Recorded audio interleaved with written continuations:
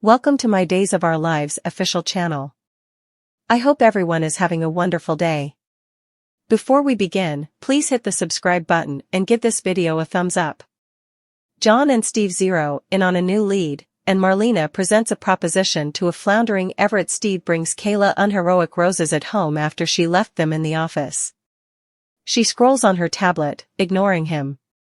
He apologizes for cheating her, but he was hysterical. He was going to lose his son.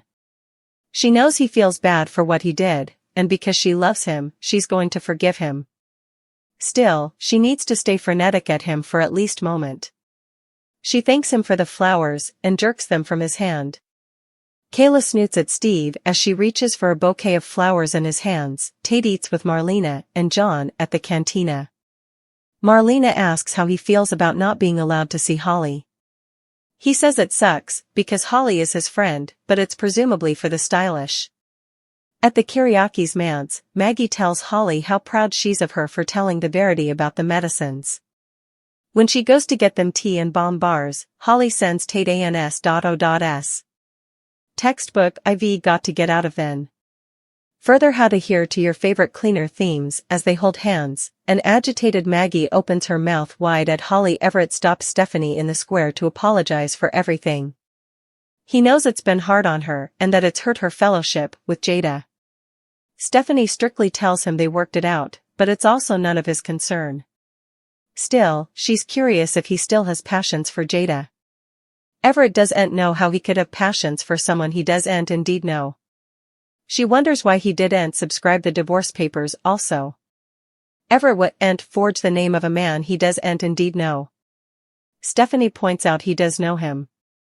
He was ID'd as Robert Stein. Everett's expression darkens as he roughly shushes her. "Don't call me that. Don't you ever call me that again." Further, the men of Days pose for Playgirl. Everett and Stephanie partake a dimmed look in the square. Watch Days on Peacock, $5.99. By now a frazzled Ava comes to Harris' room above the cantina and pulls him into a kiss.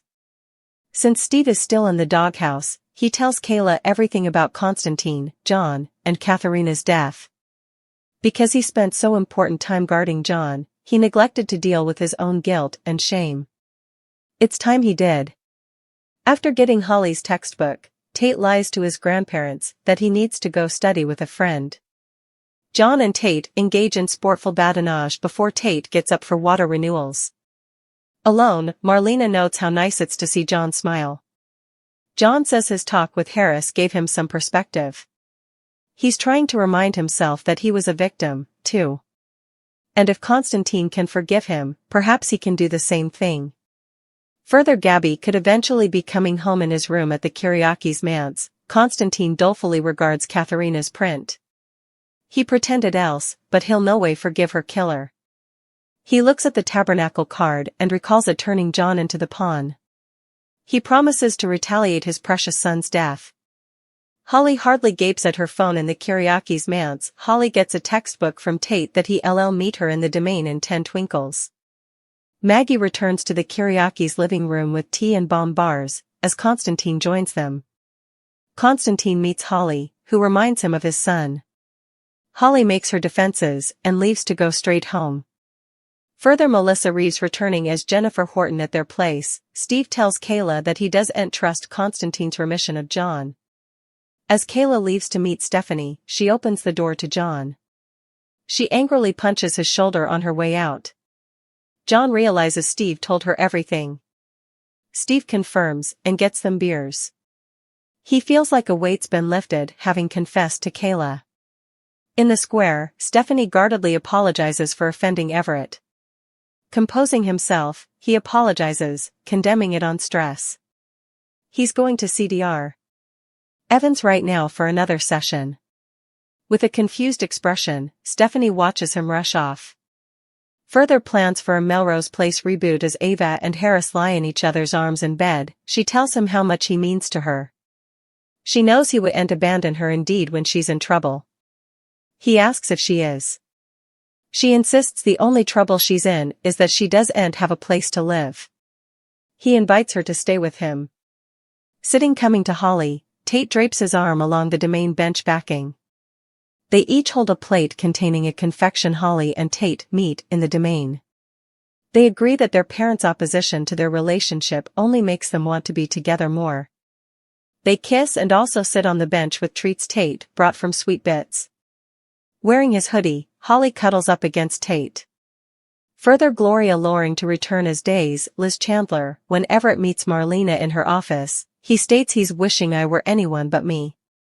He admits he saw himself gaping back at him while under hypnotism and wants to know what it means. Marlena muses he's floundering with leading a binary life and with passions he has for Jada that he's not ready to accept. She asks if he'd like to try hypnotism again. He says some things are better left unknown and leaves. In the square with coffee, Kayla tries to reuse everything Stephanie tells her about Everett/Bobby. Kayla uneasily shifts, relating how she asked Marlena if she allowed. Everett was faking memory loss. Marlena didn't have a clear answer, but she didn't rule out the possibility. Further Gibson's relief poses trouble to Stellaride. Tate and Holly kiss in the domain. Tate and Holly spare into kiss, but stop when Kayla and Stephanie approach. The teens ask them not to tell their parents they saw them together. The Johnson women agree and head off. Holly and Tate decide to part as well and kiss. Back in the square, Kayla feels bad about not telling Tate and Holly's parents they saw them. Stephanie does, too, but compares it to everyone telling Kayla to stay down from Steve when they were youngish. She indeed sees the similarity with her and Everett. Except, she's the one telling herself to stay down. Stephanie knows she should detest him, but she's drawn to him and feels bad for what he's going through. Kayla wants to cover her and tell her to move on, but she's also proud of how compassionate she is. Further Eric Winter's status on the Rookie in bed, Ava textbooks trip that she set up a place to say. When she worries about Clyde still being out there, she tells Harris that he called her to do another job for him. In his kitchen, Steve recounts Katharina's death with John. Steve muses that someone differently could have been there and could be holding a veritably dark secret. Steve rules out Victor, but suggests one of Stefano's men. John considers and also suggests Katharina's mama. They decide to track her down. In the Kiriakis' manse, Constantine tells Maggie that his trip visa is expiring and he can't get an extension. He has to leave Salem.